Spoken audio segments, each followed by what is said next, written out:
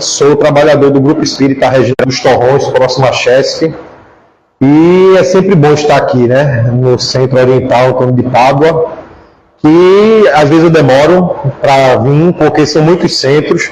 Nós colaboramos com a Comissão Estadual do Espiritismo, justamente nessas visitas, né? Nós vamos aos centros para fazer essas palestras, seminários, grupos de estudo, e são muitos centros espíritas, desde o litoral até o sertão, que a gente faz interiorização também. A gente vai para o sertão, para o agreste. Então, só na CS são mais de 100 instituições. Na federação também tem umas 200 instituições adesas. Então, resumindo, a gente arredonda 300 centros. Apesar de não parecer, né? A gente não conhece muito, mas são muitas instituições. Mas agradeço o convite, é sempre bom estar aqui, e é sempre bom o espaço que o centro abre para a gente refletir sobre temas interessantes, temas diferentes. A gente já falou aqui sobre perispírito, já falamos sobre espiritualidade dos animais, e hoje a gente vai falar sobre esse tema, os 7 pilares da autoestima. Apesar de estarmos em outubro, mas esse tema foi um tema trabalhado lá no Regeneração, no mês de setembro, que é o Setembro Amarelo, Setembro de Valorização à Vida, Combate ao Suicídio. E esse tema nós construímos principalmente para a juventude. Lá no Regeneração nós trabalhamos com o público jovem, né, a mocidade, como se diz. E na mocidade a gente sempre leva temas diferentes. Geralmente os temas que eu trago para cá são os temas que a gente trabalha na mocidade. Por exemplo, o mais recente que a gente trabalhou foi sobre inteligência artificial, né, espiritismo e inteligência artificial. Como conviver com a tecnologia e a era digital com ética e responsabilidade. A gente pode até ver no futuro esse tema, que é um tema interessante.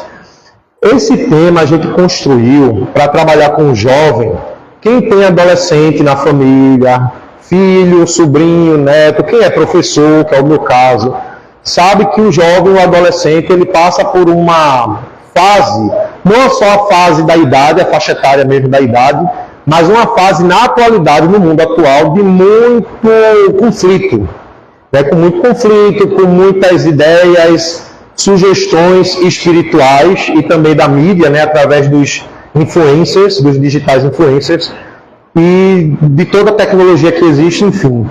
E é sempre bom a gente ressaltar e reafirmar a nossa capacidade de sermos essa centelha divina.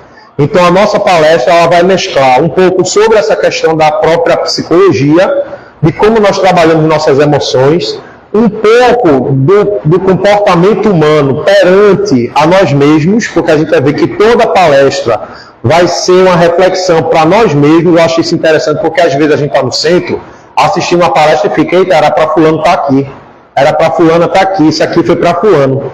Esse tema vai falar muito de nós mesmos, principalmente nessa questão do combate ao suicídio, da valorização da vida e nós percebermos que a nossa vida é importante.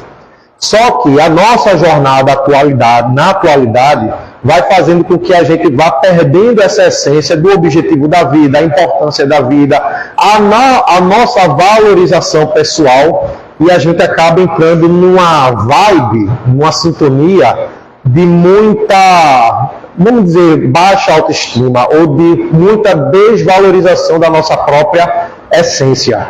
Nós acabamos nos perdendo no meio do caminho e é importante a gente fazer esse caminho de retorno para nós mesmos, para a nossa família, não só a família material, mas a família humana mesmo, a humanidade, e de retorno para com Deus, a espiritualidade superior, para que nós possamos estar integrados nesse propósito.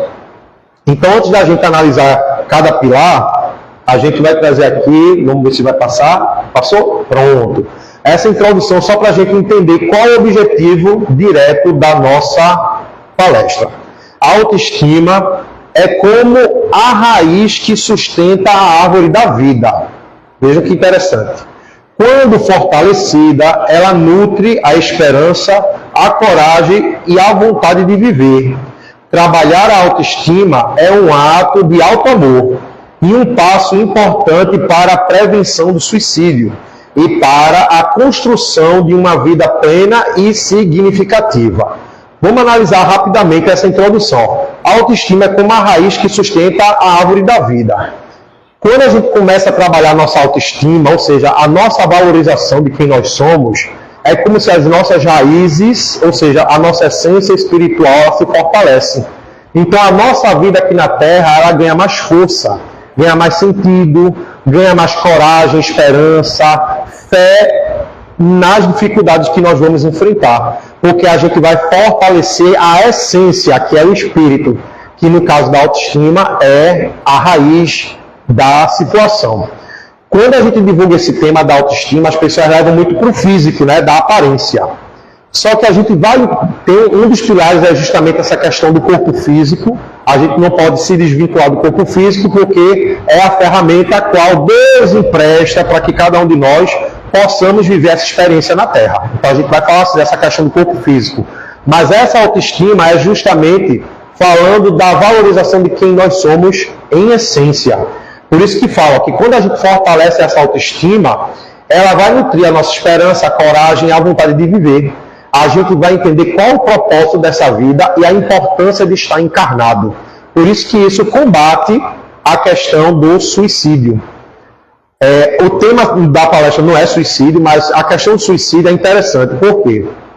Se a gente for pesquisar, as pessoas que tentaram suicídio, as que cometeram todo o histórico, porque a questão do suicídio também é uma questão social, né? Quando a gente fala social, é porque muito do que faz as pessoas perderem a vontade de viver é a dor e o sofrimento. As pessoas, na verdade, não querem deixar de viver, elas querem deixar de sofrer. Deixar de sentir dor, deixar de sentir abandono, deixar de sentir mágoa. Tudo isso que traz essa negatividade para a nossa vida causa esse impacto. Quando a gente não tem essa raiz fortalecida da autoestima, da esperança, da coragem, da fé, a gente acaba ficando vulnerável a essas percepções de querer realmente deixar de sofrer. O materialista, ele acredita que deixar de viver também vai fazer com que o sofrimento cesse. O espiritualista, que acredita que a vida continua após a morte desse corpo, ele tem um freio, ele compreende. Ora, se a vida continua, se eu acredito na imortalidade, ou seja, na expansão da consciência, eu compreendo que mesmo esse corpo físico cessando sua atividade, aquilo que traz como a projeção da consciência continua. Então, conscientemente, a minha dor e meu sofrimento irá prosseguir após a morte do corpo físico. Por isso a importância desse fortalecimento. Também diz que é um ato de auto-amor.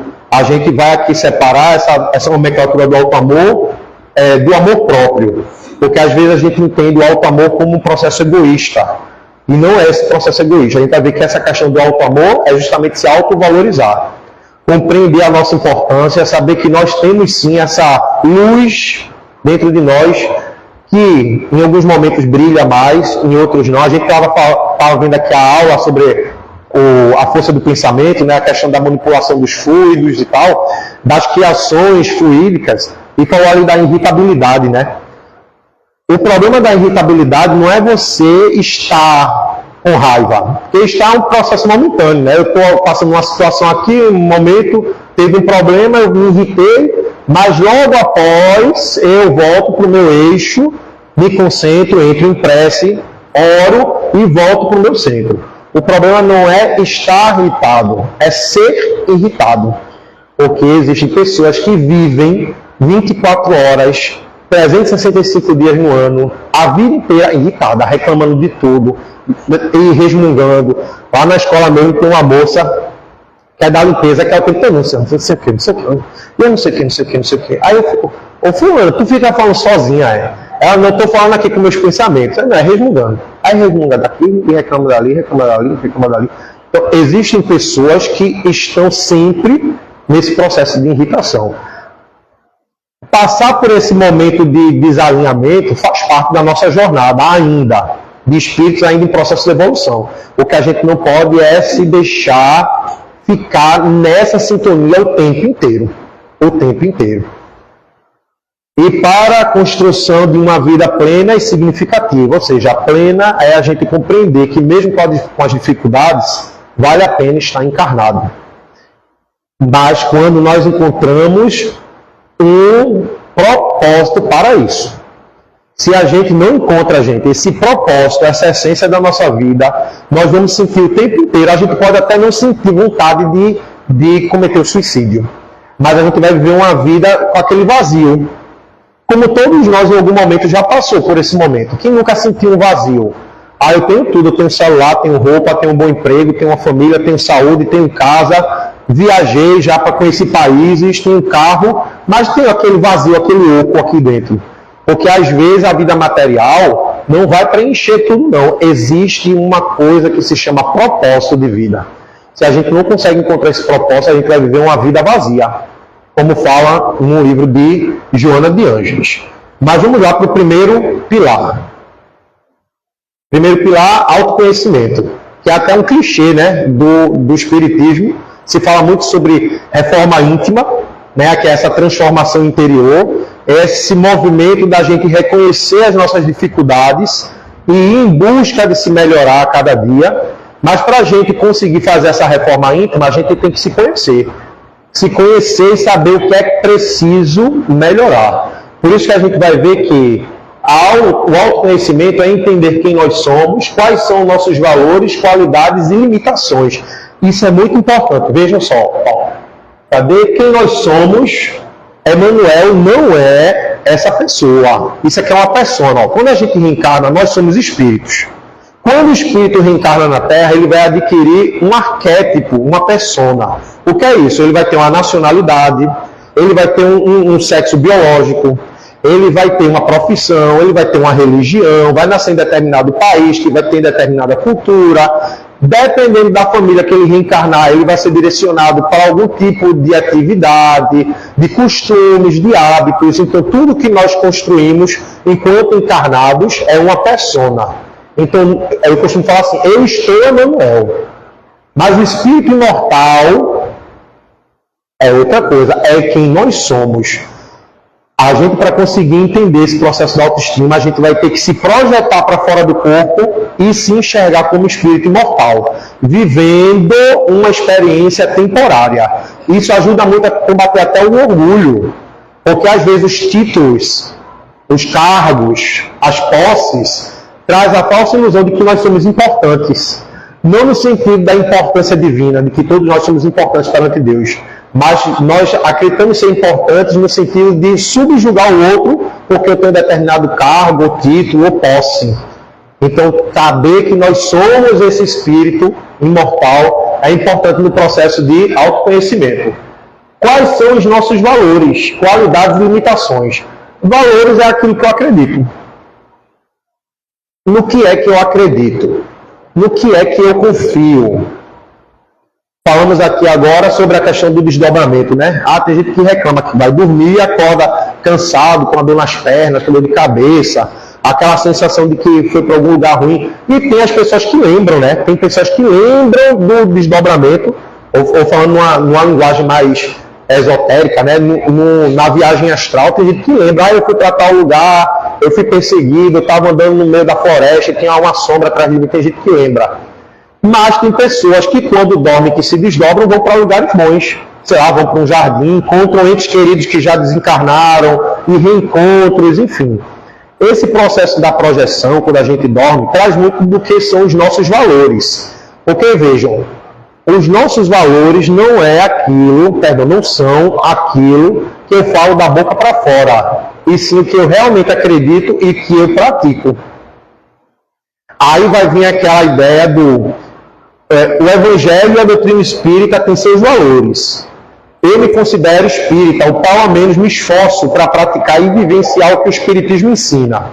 Aí o que é que vem? Eu tenho determinado hábito que vai de encontro a um valor que o Espiritismo prega. Por exemplo, o Espiritismo prega a saúde do corpo, da alma e da mente. Só que eu tenho uma prática, sei lá, de beber bebida alcoólica em excesso. Eu estou falando da bebida alcoólica porque é algo muito comum da vida de todo mundo, até o beber socialmente, né, como se fala. E a gente está acompanhando aí nos noticiários a questão do metanol e tudo isso, e veja o impacto que causa. A questão da bebida alcoólica está tão enraizada na cultura do planeta que a gente viu uma entrevista de vários donos proprietários de bares preocupados em querer mostrar para os seus clientes que a bebida que vem de lá é bebida segura. Eu fiquei, gente, veja que dicotomia, né? A gente vive numa cultura que a gente sabe que o consumo do álcool é prejudicial ao corpo físico, mas ao mesmo tempo a gente bebe socialmente. Eu falo a gente, não que aqui as pessoas bebam, tá, pessoal? Estou falando a gente no sentido sociedade, né, comunidade. Aí eu tenho um hábito, é um valor. Agora a doutrina espírita traz um outro valor que choca com aquilo que eu vivencio. Lembrando que valores é aquilo que nós vivenciamos, e não apenas aquilo que a gente fala da boca para fora. Aí vem essa busca do autoconhecimento para entender o seguinte, eu acredito nesse valor, eu acredito que isso é importante, que isso pode melhorar a minha vida e que eu posso ajudar a melhorar a vida das pessoas se eu praticar esse valor. Mas ainda eu tenho esse hábito que vai de choque com esse valor. Aí começa a nossa jornada da reforma íntima. Da gente começar a transformar esses hábitos, esses valores que eu tenho, para começar a conquistar os valores e os hábitos que eu almejo. É a nossa jornada de espírito imortal, se melhorar sempre, nessa busca. Mas para eu conseguir alcançar aquele objetivo, daquele valor que eu admiro, mas que eu ainda não pratico, eu preciso reconhecer que eu não tenho aquele valor. Que às vezes eu sou o que Jesus falava dos fariseus, né? Um sepulcro caiado. Que por fora é bonitinho falar tudo, mas na prática a gente tem aquela dificuldade, né? Nossas qualidades e limitações. Nós colocamos a palavra limitação, eu não gosto muito de usar a palavra defeitos, né? A gente fala assim, qualidades e defeitos. Nós não somos máquinas nem um objeto para vir com defeito. A gente compra um objeto, um celular, vem com defeito. Nós somos esse espírito que tem as qualidades, mas que nós temos esses pontos a melhorar, ou seja, nós temos nossas limitações. E é importante a gente compreender as nossas limitações nesse processo de autoconhecimento, para que a gente saiba até onde eu posso ir. Olha, eu só posso ir até aqui. Se eu for além daqui, eu vou me esbagaçar lá embaixo. Essa é a minha limitação. Conhecer as nossas dificuldades morais também faz parte do autoconhecimento. Porque isso vai fazer com que nós usemos a nossa inteligência, a nossa racionalidade, em detrimento daquilo que é um desejo momentâneo. Por exemplo, digamos que eu tenho uma grande dificuldade com alimentação. Eu tenho compulsão. A gente vai trabalhar isso em terapia, vai, né, buscar ajuda terapêutica para entender por que eu tenho essa compulsão alimentar. Mas se eu estou nesse processo de reeducação alimentar, se eu estou com minhas taxas todas altas, se eu estou acima do peso, enfim, se por algum motivo eu quero reeducar minha alimentação, eu preciso entender que eu tenho limites. Porque se eu não entender quais são meus limites, eu vou receber um convite, por exemplo, para ir para um rodízio de pizza e vou aceitar. A mesma coisa da questão que a gente está comentando agora, refletindo da bebida alcoólica. Se eu sei que eu tenho dificuldade com a bebida alcoólica, eu tenho consciência dessa minha limitação, o que é que eu vou fazer numa festa open bar? Entender as nossas limitações nos ajuda muito nesse processo de reforma íntima. De entender. Agora isso, gente, é quando nós despertamos a consciência verdadeiramente para isso. Eu quero parar de beber. Eu quero me reeducar a minha alimentação. Eu quero parar de fumar. Eu quero parar de ter encontros, né, casuais em aplicativos de encontros, né? Tem tantos por aí. Um bem famoso é Tinder, por exemplo. Eu não quero me sentir um objeto numa prateleira onde as pessoas ficam ali passando, me dando match e me chamando, enfim. Quando nós despertamos a consciência para aquele objetivo que cada um de nós temos no particular, aí a gente entende a nossa limitação. Eu só posso ir até aqui. Isso é autoconhecimento na prática. É quando a gente para de só fantasiar o autoconhecimento e a gente realmente se olha no espelho, faz uma análise de quem nós somos, como eu estou hoje, o que é que eu quero ser no futuro, e qual o caminho que eu vou traçar para conseguir chegar naquele futuro. Mas para isso eu tenho que entender quais as minhas qualidades e meus limites. Hoje eu estou num emprego que eu não gosto, é estressante, é de domingo a domingo, só folga um dia no mês, aí eu quero passar no concurso público, massa. Qual é a área que você quer passar? É essa. Quais os professores bons, os cursinhos bons para isso? É esse. Ah, mas eu vou ter que sacrificar minha balada, minha praia, meu futebol com meus amigos. Você não quer passar no concurso, você não quer sair desse emprego que lhe adoece, isso é um objetivo, isso é sua vida hoje. Então, se eu quero alcançar esse objetivo, vai precisar de sacrifícios. Essa é a jornada da nossa vida, do autoconhecimento, daquela busca em se melhorar. Por isso que, no Livro dos Espíritos, na questão 919, Santo Agostinho falou, conhece a ti mesmo.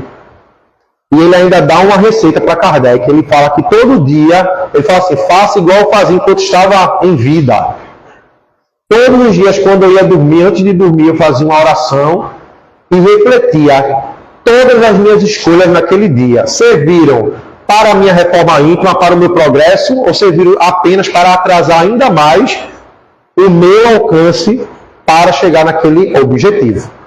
Esse é o primeiro pilar do nosso processo de autoestima. Segundo pilar, propósito de vida, que nós falamos no início. Ter objetivos claros e alinhados ao que é importante para nós. Cada pilar vai se encaixar com o pilar anterior. Porque, veja, ter objetivos claros, eu tenho que parar, nós temos que parar de se alimentar de ilusões. Nós temos que parar de se alimentar com falsas felicidades que são apenas momentâneas e que não têm nenhum sentido para a nossa jornada de espírito imortal. Percebamos que a nossa fala é sempre voltada para a ideia de que eu sou um espírito imortal, não apenas uma pessoa material que vai viver só uma vida e vai acabar. Ter objetivos claros, o que eu quero da minha vida. Eu estou aqui só de passeio, eu vim aqui para a Terra só passear, para desfrutar das coisas boas? Não, também faz parte da nossa jornada, a gente precisa do lazer, né? Eu costumo falar sempre, nós trabalhamos muito, estudamos, vivemos, a gente precisa de um momento de lazer, de distração, descontração com os amigos, uma viagem, um show, o que for, mas a gente tem que ter consciência de que o propósito da nossa jornada vai muito além do que só as distrações da Terra. Por isso que a gente tem que ter objetivos claros, alinhados ao que é importante para nós. Aí é muito pessoal. Porque o que pode ser importante para mim, não é importante para vocês. Cada um de nós vai ter um objetivo de vida a ser alcançado.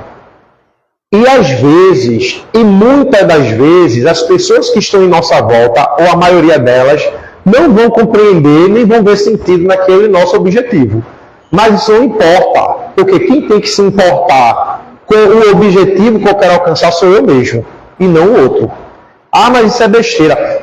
Eu fiz faculdade de administração, comecei a trabalhar em escritório, depois tive um surto, como toda pessoa, uma crise existencial. O que é que eu estou fazendo aqui nessa sala, na frente desse computador, meu Deus, e a vida passando pela janela, eu aqui trancado.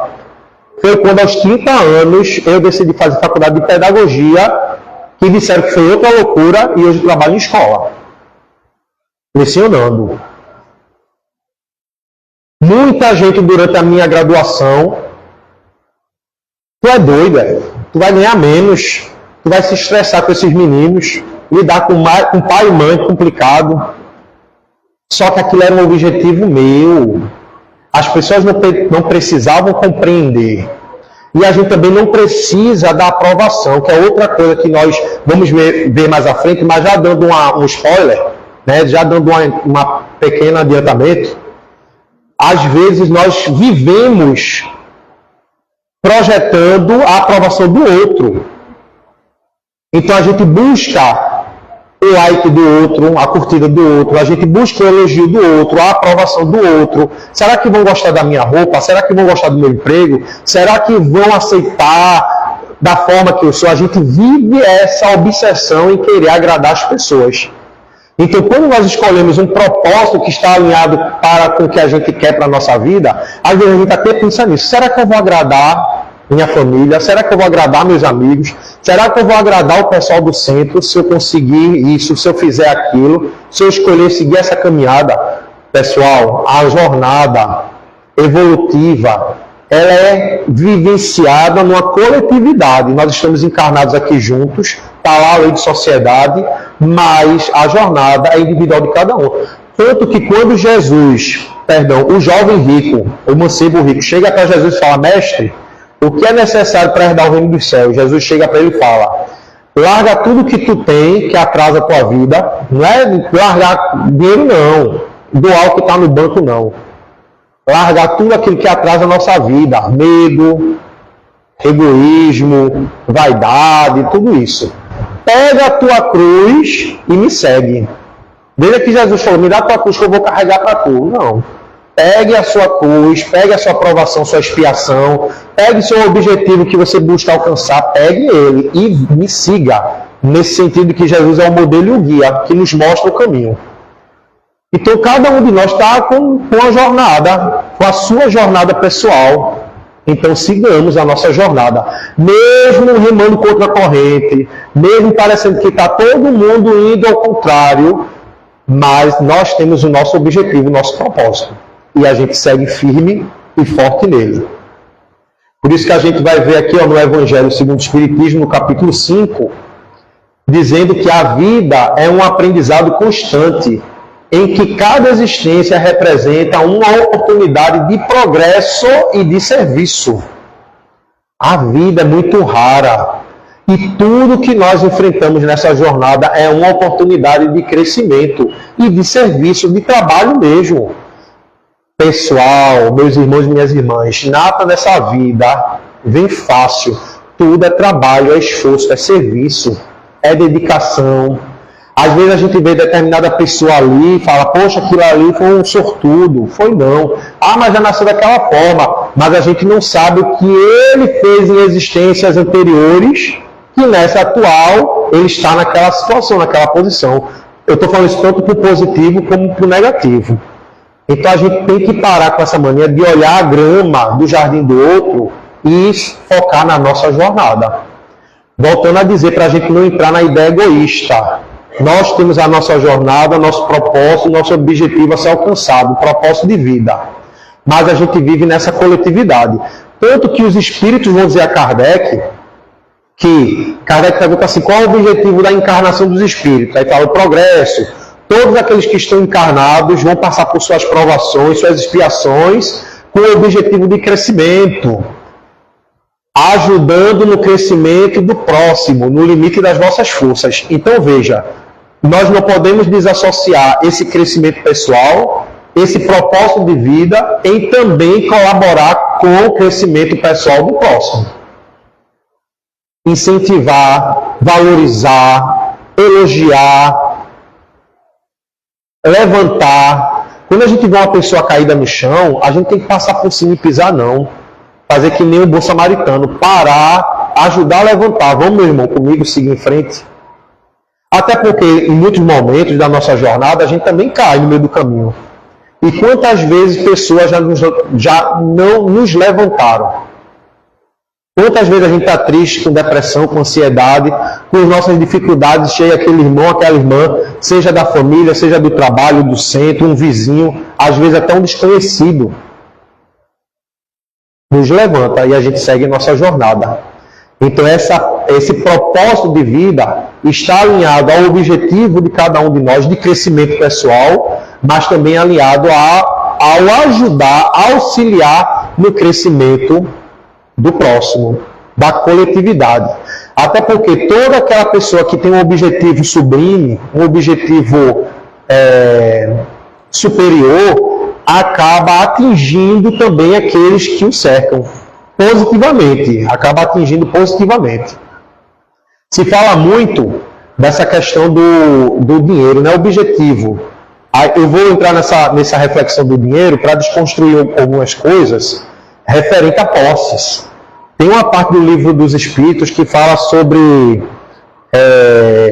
a questão da riqueza e da pobreza, né? Fala da felicidade e a infelicidade relativa, atrelada a posses. Aí veja que interessante, a espiritualidade, num resumo rápido, para a gente continuar ainda, que faltam 5 pilares, vai falar o seguinte, que o problema não está no dinheiro não, viu? Dinheiro é ótimo, quando bem direcionado. O problema não está no material, e sim como nós utilizamos o bem material. Aí eu sempre uso um exemplo do carro. Eu posso ter um carro, pegar esse carro e assaltar um banco. Mas eu posso pegar esse mesmo carro encher de quentinha, de marmita e distribuir para pessoas que estão em situação de rua. O carro é o mesmo, mas a ação que eu utilizei é que vai dar um objetivo, um objetivo sublime para aquele carro ou de atraso. Então o problema das posses não está na posse em si, e sim em como nós a utilizamos. Lembrando que tudo que é material é empréstimo de Deus, a gente tem que usar com sabedoria e com aquela consciência de que por ser um empréstimo a gente vai devolver. A parábola dos talentos, que o Senhor dá os talentos para os trabalhadores e volta para prestar contas. Os 2 primeiros trabalhadores usaram aquele talento para multiplicar e ajudar os outros. Teve um que, egoístamente, guardou o talento, escondeu para ficar só para ele. E aquele ali foi que arcou com as consequências. Então a gente tem que entender que nesse processo da nossa busca, tem problema não. Eu quero passar no concurso porque eu vou ganhar um salário melhor. Massa! Lembrando sempre que nós que possuímos o dinheiro, e não o dinheiro que nos possui. A gente não pode entrar nessa sintonia de coisificar as pessoas e humanizar as coisas. Sempre tenhamos isso, gente, na mente. Tenhamos esse ensinamento muito claro. A gente pode ser um bilionário, mas a gente não pode perder essa essência de entender que eu sou o dono daquele bilhão e não é ele que me possui. E eu não posso humanizar esse bilhão enquanto eu vou coisificar as pessoas. Tenhamos isso sempre, que a gente pode ser um bilionário, mas com o pé no chão e utilizando esse dinheiro para o bem do próximo, para o bem da coletividade. Terceiro pilar da autoestima, a autocompaixão. Acho muito importante. Tratar-se com gentileza, sem julgamentos severos. Porque a gente, muitas das vezes, entramos naquela sintonia da culpa. Porque nós somos ainda seres em processo de aprendizado e de evolução. E nessa caminhada nós vamos cometer muitos erros. Muitos erros. E eu tenho muito cuidado quando a gente vai falar de doutrina espírita, de evangelho, para o público. Porque geralmente as pessoas que vão procurar ajuda no centro espírita, boa parte são pessoas estudiosas, que já estão ali aprendendo a doutrina há muitos anos. Mas tem pessoas que vão ao centro espírita porque estão desesperadas.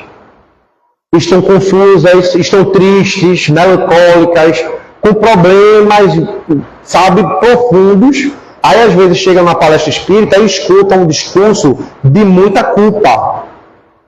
Escutam um discurso de que eu sou atrasado, de que eu fiz isso errado, de que eu sou egoísta.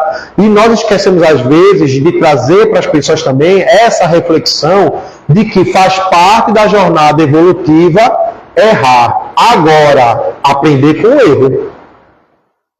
Aquele exemplo lá da mulher adúltera, que abrindo parênteses não era adúltera. Emanuel, como assim não era adúltera? Procura o livro de Amélia Rodrigues, Premissas do Reino, que lá ela explica o porquê aquela mulher foi equivocadamente confundida com adúltera. Tem lá os bastidores dessa passagem. Mas aquela mulher que foi pega em adultério, jogada em praça pública, exposta, ela ia ser apedrejada. Jesus chega na hora, pergunta às pessoas: quem daqui nunca cometeu erro? Que atire a primeira pedra. Ninguém joga pedra. Sabe por quê? Porque todo mundo comete erro. Todo mundo tem seus pontos a melhorar, tem lá suas limitações. Aí Jesus chega para aquela mulher, levanta o rosto dela e diz: cadê teus acusadores? Se foram, mestre. Aí Jesus, vejam só, a gente está falando de Jesus, o governador espiritual do nosso planeta. Chega para aquela criatura e fala: se ninguém te acusa, eu também não te acuso, não te julgo. Vá e não volta a cometer erros, para que não aconteça coisa pior. Então veja, ela comete um erro, vem as consequências das escolhas, porque tudo que nós fazemos tem um retorno. Mas aí Jesus fala: vá, recomece sua jornada, mas aprenda com o erro. Porque o erro lhe trouxe um processo doloroso de aprendizado, mas doloroso. Então aprenda para não voltar a cometer. Mas na nossa caminhada a gente vai ter essas quedas. Então é importante a gente ter isso em mente. Autocompaixão. Não vamos se cobrar tanto não. A sociedade hoje está adoecida porque existe um protótipo de perfeição, de beleza física. Para eu ser bonito eu tenho que ser esse arquétipo aqui, né? Para eu ser um bom profissional, tem que ser desse jeito. Para eu ser um bom pai, uma boa mãe, assim. Então a gente criamos padrões super valorizados, sobre-humanos, e nós queremos um monte de mentes diversas, com processos evolutivos diferentes, se encaixar nesses padrões pré-moldados pela indústria, pela novela, pelos clipes, pelas músicas, pelos influencers. Então, cada um de nós está num processo de caminhada diferente. Por isso que eu falo, eu não sou um cavalo com um número no pescoço competindo com ninguém. Eu estou no meu caminho, eu estou no meu passo, eu estou no meu ritmo, nesse processo de evolução. Então, quando a gente cometer um erro, vamos parar, vamos refletir, respirar fundo, levantar e seguir. Agora, aquela marca que fica na lembrança, na consciência, é sempre aquele pequeno aviso, trazendo, sempre que a gente for cometer erro novamente, Emanuel, presta atenção, tu já foi por esse caminho, tu lembra o que foi que aconteceu? Para aí um pouquinho, reflete, vê se tu quer isso mesmo de novo na tua vida. É aquela voz da espiritualidade vindo, como uma intuição, no nosso ouvido. Tem um palestrante que é psicólogo, Rossandro. Teve uma palestra dele, até um livro, que é sobre auto-perdão, o nome do livro, Aprendizado Necessário. Ele fala nesse livro e na palestra, depois você vai procurar no YouTube, auto-perdão, que ele fala sobre a diferença de culpa e arrependimento. O culpado, a pessoa que sente culpa, perdão, o culpado não, a pessoa que sente culpa é aquela pessoa que comete o erro, entra naquela sintonia de desvalorização de si mesmo e não consegue enxergar um caminho de recomeço. Então, toda situação ruim que vir para a vida daquela pessoa, ela vai estar de braços abertos aceitando, porque ela vai fazer a ligação daquilo que é ruim acontecendo na sua vida como um processo de castigo daquilo que ela fez que não foi legal. Então, assim, se eu estou sofrendo com essa doença, é porque eu mereço, porque eu fiz aquilo errado. Se eu estou num relacionamento abusivo, é porque eu mereço, porque eu fiz aquilo que é errado. Se eu estou desempregado passando necessidade, aí eu mereço, porque eu fiz aquilo que é errado. É aquele processo que a neurociência, a Neto Guimarães fala assim, que é o processo de erro, culpa, recompensa. Que nós aceitamos a infelicidade e o sofrimento como um ciclo vicioso, porque colocamos na nossa mente que nós somos culpados pelo erro cometido. E a gente se aquieta, a gente aceita e nós ficamos inerte perante aquele processo. E vira mesmo uma simbiose, viu, gente? Vira um processo assim de adoecimento. De eu acreditar que a infelicidade, que o sofrimento faz parte da minha vida porque eu sou culpado mesmo e eu mereço o castigo. Aí a doutrina espírita elimina, anula essa ideia de castigo, porque se o erro faz parte da natureza do espírito e é uma proposta de parar, refletir, recomeçar, então aquilo que a gente entende como antigamente como pecado, como um castigo, é uma oportunidade de refazimento. O arrependimento, que para muita gente é fraqueza, muitas vezes nós já não escutamos esse discurso. Eu não me arrependo de nada. Quiçá, a gente já não falou isso alguma vez na vida. Menina, tu fizesse isso, não se arrepende não. Aí eu vejo orgulho, não me arrependo de fazer nada. Se eu pudesse fazer tudo de novo. Quando lá dentro, aquela criança interior está lá dizendo, me arrependo sim, meu Deus, como eu queria voltar no passado e fazer diferente. Mas a gente quer sempre mostrar essa máscara de sermos super-homens e super-mulheres, né? Rossandro fala que o arrependimento é a consciência do espírito reconhecendo que fez errado sim, mas que sempre há tempo de recomeçar. Por isso que, nesse processo de autocompaixão, Joana de Ângeles fala no livro Autodescobrimento, uma busca interior. Ela diz que aceita-te como és, trabalhando as tuas sombras para que se transforme em luz. Veja que interessante, ela fala, se aceitem como vocês são, mas trabalhando diariamente, que é a reforma íntima, para transformar o que a gente ainda tem de sombra em luz. É processo. Tudo na nossa vida é processo, é um dia após o outro. Até nisso a gente tem que ter paciência. Tudo na nossa vida é processo. Então eu acolho quem eu sou hoje, mas lembrando que eu tenho uma sombra que me traz dor e sofrimento, e aí eu vou nesse processo de transformação da sombra em luz, ou seja, da limitação em qualidade. Nesse processo de autocompaixão, de ter esse amor, essa gentileza, essa calma e paciência conosco mesmo. Tem gente que consegue ajudar o mundo inteiro, mas não consegue se ajudar. Como pode um negócio desse?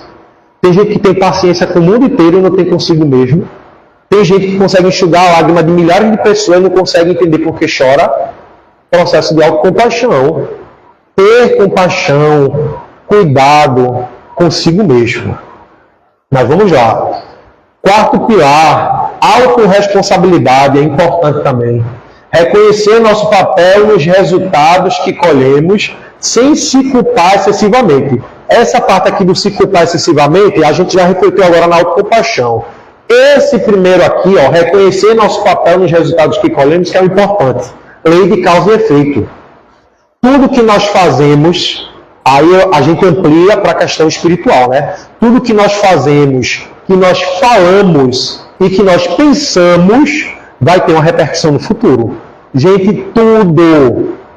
Por isso que Jesus falava, ora e vigia. Por isso que André Luiz falou, tá querendo falar alguma coisa, bota a água da paciência na boca, fica lá com a boca cheia d'água.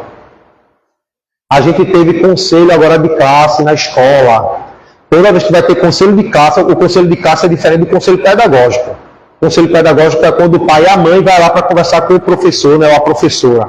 O conselho de classe é quando os funcionários da escola vão se reunir ali, a gente sabe que o BO é grande. Por quê? São as pessoas que estão vivendo ali no ambiente de trabalho, com suas escolhas, mentes, formas de pensar diferente, e ali vem os conflitos. Por isso que quando a gente vai ter um momento de diálogo com as pessoas, a gente tem que refletir muito, ponderar muito no que a gente quer falar. É possível, e nós temos sim que falar tudo o que nós queremos, com responsabilidade, com respeito, com calma, porque tudo que a gente fala, pessoal, é projeção energética. Tudo que nós pensamos é projeção fluídica energética. Ó, tem uma historinha de Chico, que Chico contava, que chegou uma trabalhadora no centro de Uberaba, que ele, né, trabalhava com as cartas consoladoras. A trabalhadora chegou morrendo de dor de cabeça. Aí Emmanuel aparece para Chico, né? Para quem não sabe, Emmanuel era o mentor espiritual de Chico, né? Aí Emmanuel aparece para Chico e fala, Chico, manda aquela irmã para a cabine do passe e peça para alguém aplicar um passe na região da cabeça dela, onde ela está sentindo essa dor. Aí Chico fala, vou pedir, Emmanuel, mas o que foi que houve com essa irmã? Aí olhe direitinho, preste atenção nela. Aí Chico focou a visão espiritual dele na irmã e viu que na cabeça da irmã tinha como se fosse uma mancha escura, uma nuvem escura. Aí Chico fala, Emmanuel, eu quero aquela nuvem escura ali na cabeça da irmã, né? Aí Emmanuel fala, antes dela vir para o centro, ela teve uma discussão com o marido dela. E nessa discussão acalorada, o marido dela, irritado, pensou em dar um murro na cabeça dela. Ele pensou, gente. Ele não chegou a dar um murro. Não atingiu diretamente o corpo físico dela. Mas o pensamento dele foi projetado. Plasmou fluidicamente aquela mancha escura no perispírito da cabeça da menina. E ela começou a sentir a dor no corpo físico. Porque o nós espiritual, estou falando do ser espiritual, não está ligado ao corpo físico através do perispírito e dos centros de força, os chakras. Naquela aula que a gente fez naquele tem lá, tá lá no YouTube do centro, se procurar lá, botar sobre centros de força, tem uma aula falando sobre como é que aquilo que atinge o espírito passa para o corpo físico, que são as doenças psicossomáticas. Por isso que quando a gente pensa, até quando a gente pensa, tem gente que fala assim, fulano fez o mal para mim, né? Aí falou, eu não desejo o mal dele, mas se ele cair da moto, né? Foi o destino. Aí lá por dentro a pessoa está torcendo para que fulano caia da moto. Aí pensa. Tem uma frase que atribui a Shakespeare, não sei se é dele, que a vingança, a raiva, o ódio É um veneno que a gente toma querendo que o outro morra. Porque quando nós nos condicionamos nessas formas de pensamento, o primeiro que sente essa energia deletéria somos nós mesmos. Somos nós mesmos. Por isso que a gente tem que ter esse senso de responsabilidade. Quando as coisas virem para nós, para o enfrentamento, os problemas, as dificuldades, os obstáculos, respira fundo, ergue a cabeça, estufa o peito e vamos para a batalha. Com responsabilidade. Se isso está vindo é porque eu tenho um aprendizado com isso. E sair um pouco dessa ideia infantil de querer culpar os outros. Eu estou passando por isso porque foi minha mãe que fez isso. Foi minha esposa, foi meu chefe, foi o irmão do centro, por isso que eu estou passando por isso. Existem sim as nossas ligações interpessoais, existem, não estou dizendo que não há essas situações, mas muito vai de como nós reagimos ao processo. Eu posso deixar uma pessoa me atingir de alguma forma, mas eu posso sim criar uma proteção e deixar com que aquela reação, aquelas palavras, aquele ato não me atinja na minha jornada. Eu lembro de uma palestra da Monja Coen, quando ela falou assim, que quando ela começou a ser monja, que ela começou a raspar a cabeça, aí ela saía na rua e as pessoas ficavam rindo dela, chamando ela de careca. Ei, tua careca, ó a velhinha careca. E aí as pessoas, monja, a senhora não fica chateada não? Ela disse, não, eu sou careca mesmo. Agora, se eu fico com raiva, aí eu tenho que pensar, por que aquilo que aquela pessoa está falando está me deixando irritado? Se o que ela está falando é verdade. Isso acontece muito em ambiente de trabalho. Às vezes a gente está fazendo algo que não é certo, aí chega um amigo, um colega e fala, olha, Manuel, isso que tu fez não é assim não, faz assim. Se eu tomo aquilo como ajuda, eu agradeço. Se eu tomo aquilo como uma pessoa que está querendo, sei lá, ser melhor do que eu já fico orgulhoso, continuo cometendo erro. Mas lá no fundo eu sei que realmente está errado. São os nossos processos de autorresponsabilidade, assumir as rédeas da nossa vida. Deixar de colocar a aprovação na mão do outro. Deixar de colocar meu sonho na mão do outro. Deixar de colocar minha paz na mão do outro. Assumir as rédeas da nossa vida. Lá no Evangelho nós temos Jesus falando, em Mateus, a cada um segundo as suas obras. Cada um de nós vai ser responsável por aquilo que cativamos. Cada um de nós, parafraseando o Pequeno Príncipe, para não dizer aqui que eu estou usurpando a fala do livro. Mas cada um de nós vai se tornar responsável por aquilo que faz, que fala e que pensa. Mas vamos lá. Quinto pilar, autocuidado. Lembra quando a gente falou da importância do corpo físico, de cuidar do corpo físico? Cultivar hábitos saudáveis para o corpo e mente. Sono, alimentação, movimento. Isso é importante. A gente vem para o centro espírita e sempre ouve falar da questão do espírito, né? Espiritual, do passe, da desobsessão, e às vezes a gente esquece um pouco dessa importância do corpo físico. Emmanuel, no livro Pensamento e Vida, tem um trecho que ele vai falar sobre o corpo ser o templo sagrado do espírito. Então esse corpo físico nós tomamos emprestados para passar essa encarnação.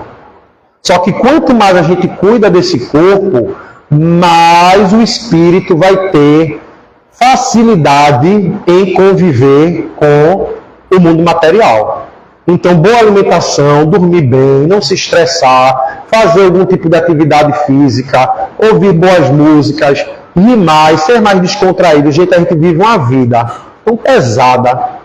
Mudar o algoritmo da rede social. Esses dias mesmo, lá na escola, a professora, menino, só está aparecendo agora vídeo de guerra para mim. Eu disse, é porque a senhora assiste. A gente está passando lá no feed, aí vem um vídeo da guerra. A guerra lá, por exemplo, na Palestina. Aí você fica olhando. Se você assistir o vídeo todo, o algoritmo da rede social vai entender que você se interessa por aquele conteúdo.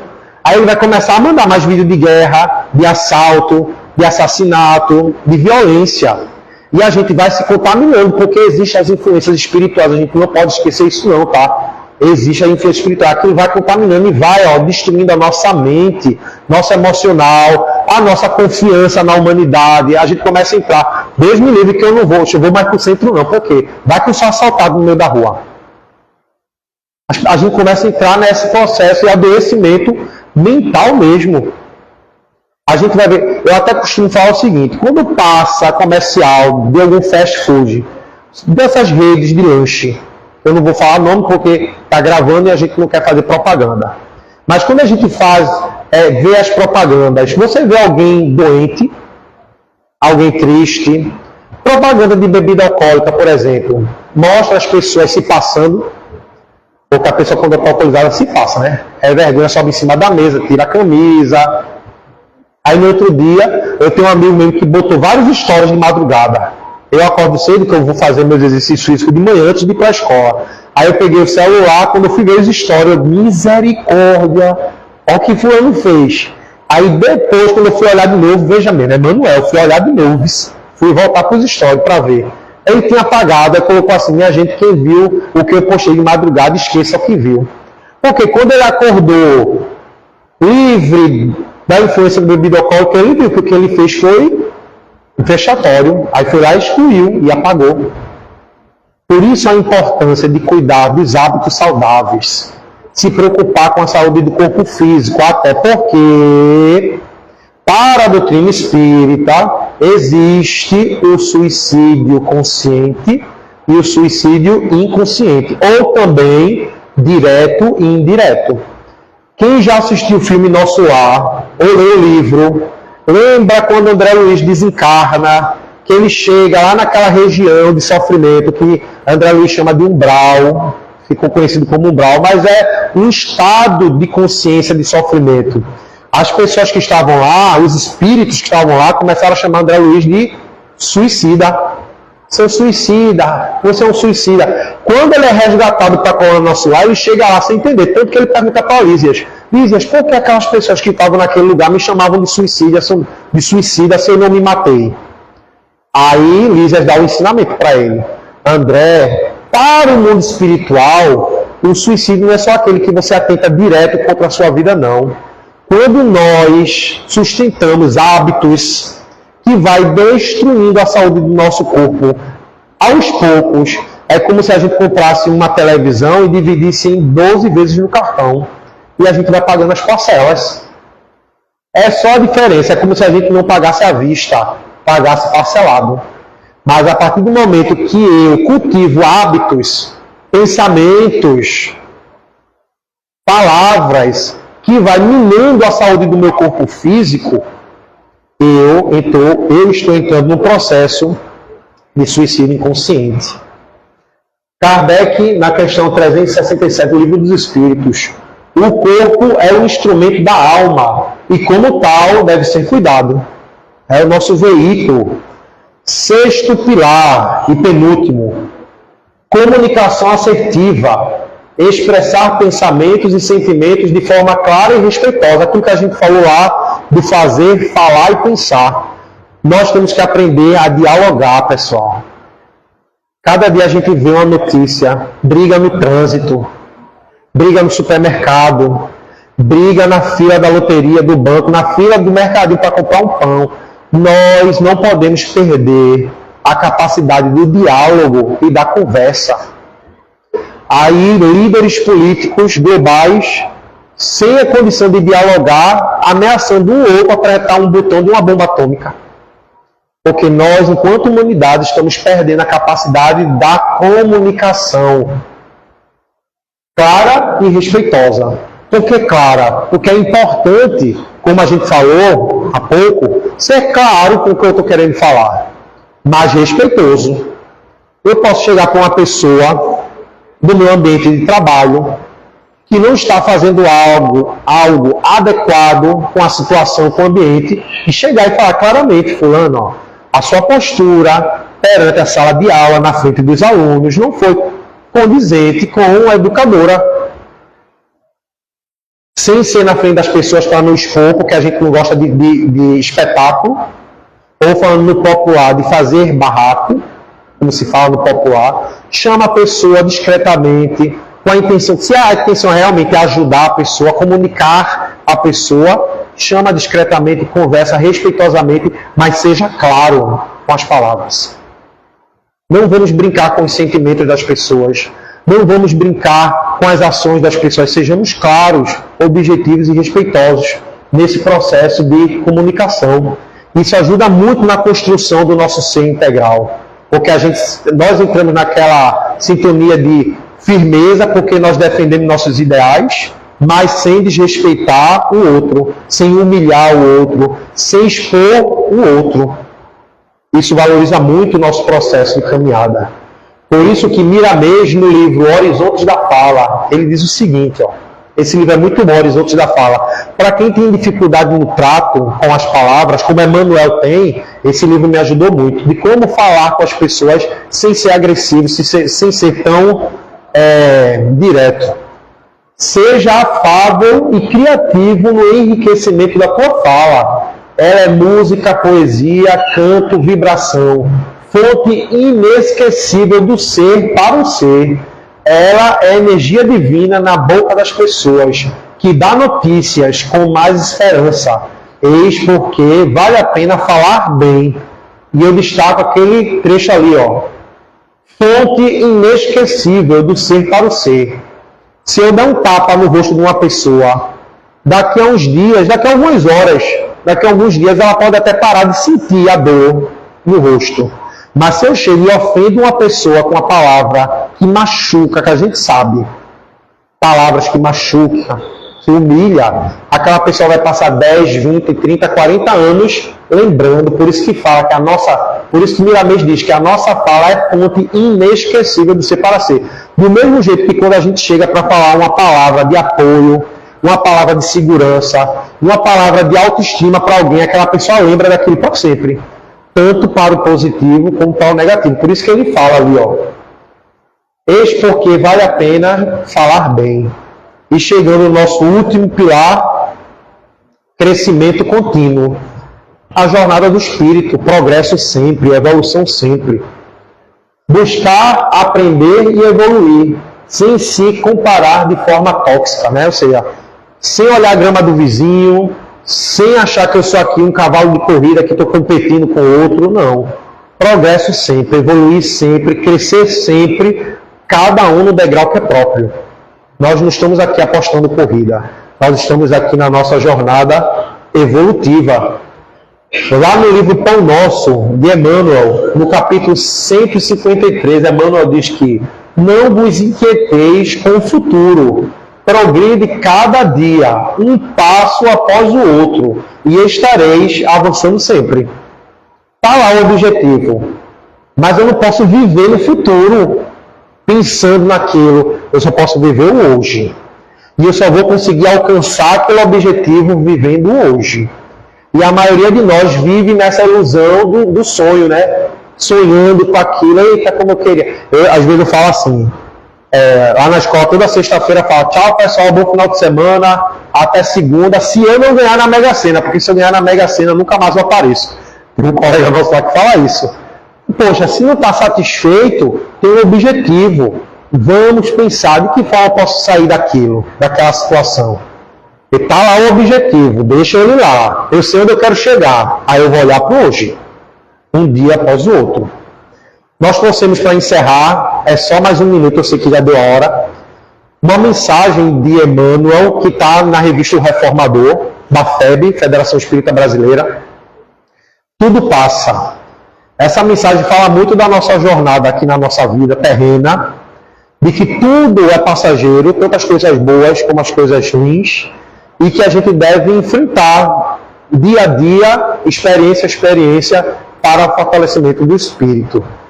Vamos ler a mensagem, e aí já é a nossa reflexão final. Eu já agradeço a paciência de todos por nos ouvir, e agradeço também o convite, para estarmos aqui. A mensagem: tudo passa. Todas as coisas na terra passam. Os dias difíceis, os dias de dificuldade passarão. Passarão também os dias de amargura e solidão. As dores e as lágrimas passarão. As frustrações que nos fazem chorar um dia passarão. A saudade do ser querido que está longe passará. Dias de tristeza, dias de felicidade. São lições necessárias que, na terra, passam, deixando no espírito imortal as experiências acumuladas. Se hoje para nós é um desses dias repletos de amargura, paremos um instante, elevemos o pensamento ao alto e busquemos a voz suave da Mãe amorosa a nos dizer carinhosamente: isso também passará. E guardemos a certeza, pelas próprias dificuldades já superadas, que não há mal que dure para sempre. O planeta Terra, semelhante à enorme embarcação, às vezes parece que vai só sobrar diante das turbulências de gigantescas ondas, mas isso também passará, porque Jesus está no leme dessa nau e segue com o olhar sereno de quem guarda a certeza de que a agitação faz parte do roteiro evolutivo da humanidade e que um dia também passará. Ele sabe que a Terra chegará a Porto Seguro, porque essa é a sua destinação. Assim, façamos a nossa parte, o melhor que pudermos, sem esmorecimento, e confiemos em Deus, aproveitando cada segundo, cada minuto que, por certo, também passarão. Tudo passa, exceto Deus. Deus é o suficiente. Que assim seja. Muita paz. Obrigado.